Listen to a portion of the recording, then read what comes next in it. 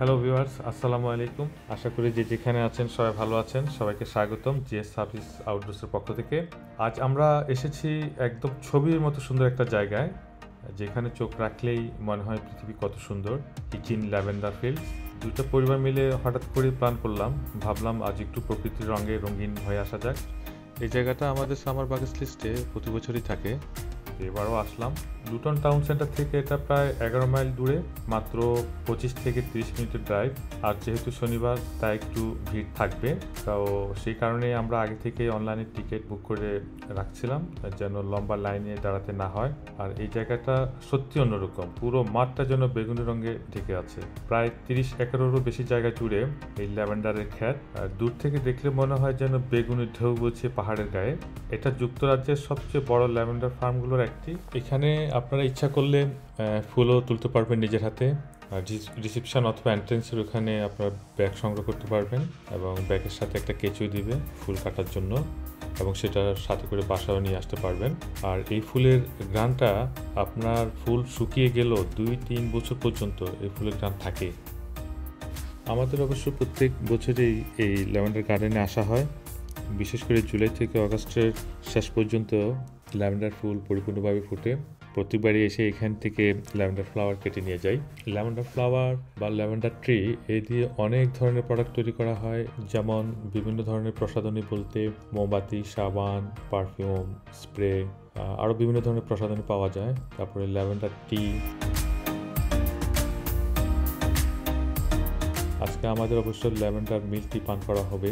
এই যে lavender flower কাটছিলাম, সেটা বাতাসে পড়ে গিয়েছিল আপনার চায়ের কাপে, সেখান থেকে 2-3টা ল্যাভেন্ডার ফ্লাওয়ার পড়ছে। ফ্রিতে একদম ল্যাভেন্ডার মিল্ক টি পান করা হয়ে যাবে।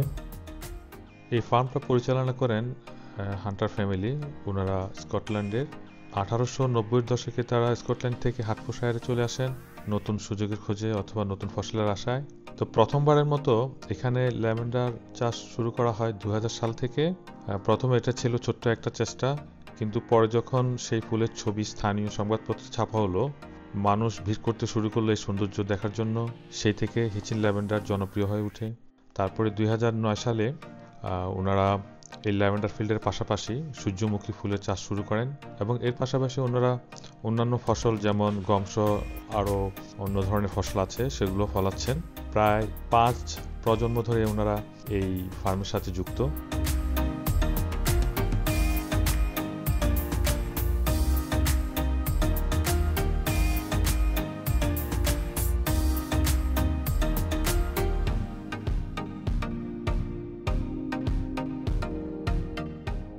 ল্যাভেন্ডারের পাশেই সূর্যমুখীর রাজ্য। রোদ থাকলে খুব ঝলমল করে বড় বড় ফুলগুলো, একদম দেখলে মনে হয় মনটা উজ্জ্বল হয়ে গেছে এরকম। আর এখানেও আপনারা ফুল তুলতে পারেন, তবে প্রতি ফুলের জন্য সামান্য দাম দিতে হয়, এবং সেই দাম দিয়ে আপনারা ফুলগুলো নিয়ে যেতে পারবেন। আর সূর্যমুখীর সময়টা সাধারণত অগাস্ট মাসে হয়ে থাকে।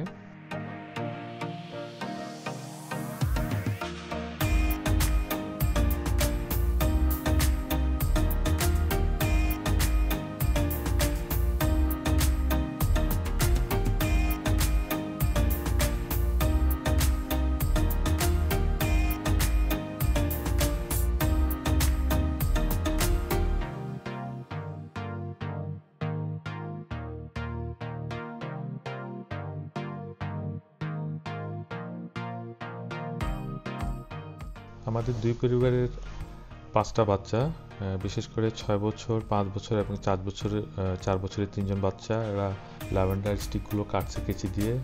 খুবই এনজয় করতেছিল এবং কম্পিটিশন করতেছিল কে কার আগে কত বেশি কাটতে পারে এবং ব্যাগটা ফুল করতে পারে। দারুণ এনজয় করতেছে, আর আমাদেরও অনেক ভালো লাগতেছে তাদের এই ফুল কাটা দেখে।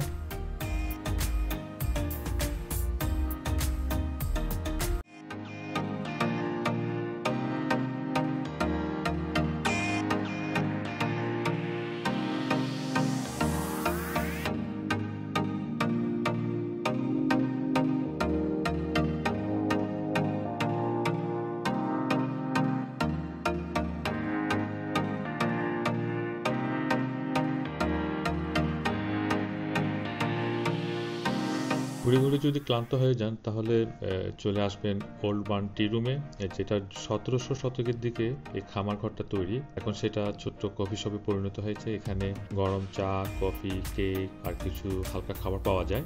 বাচ্চাদের জন্য বাইরে একটা ছোট প্লে এরিয়াও আছে, আর মাঠে আছে ছোট ফুড ট্রাক, যেখানে আইসক্রিম, চিপস, কেক এগুলো পাওয়া যায়। সবকিছুই খোলা আকাশের নিচে, একদম পারফেক্ট সামার একটা ভাইব পাবেন। পিকনিকও করা যায় এখানে। আর এখানে আছে দুটি গিফট শপ, একটা মেন ফিল্ডে আর একটা বার্নে।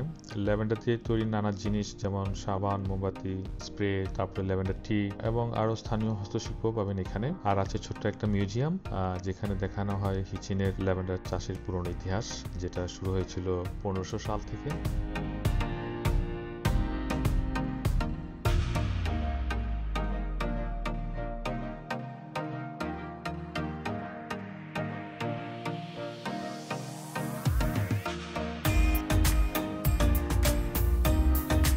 দিন শেষে অনেক ঘোরাঘুরি করে এখন আমরা চলে যাব বাসার দিকে, আর ডিনার করবো আমরা বাইরে আজকে টাওয়ার হাউস লুটনে। খুব ভালো খাবার ওদের, তো সেখানে গিয়ে আমরা আজকে ডিনার করব। আশা করি আপনাদের আজকে ভালো লাগছে। পরবর্তী কোনো ভিডিওতে অন্য কোনো স্থান থেকে আপনাদের সাথে আবার দেখা হবে ইনশাআল্লাহ। আমাদের জন্য দোয়া করবেন আর ভালো থাকবেন। পরিবার পরিজনকে সময় দিন আর নিরাপদে ভ্রমণ করুন। আল্লাহ হাফেজ।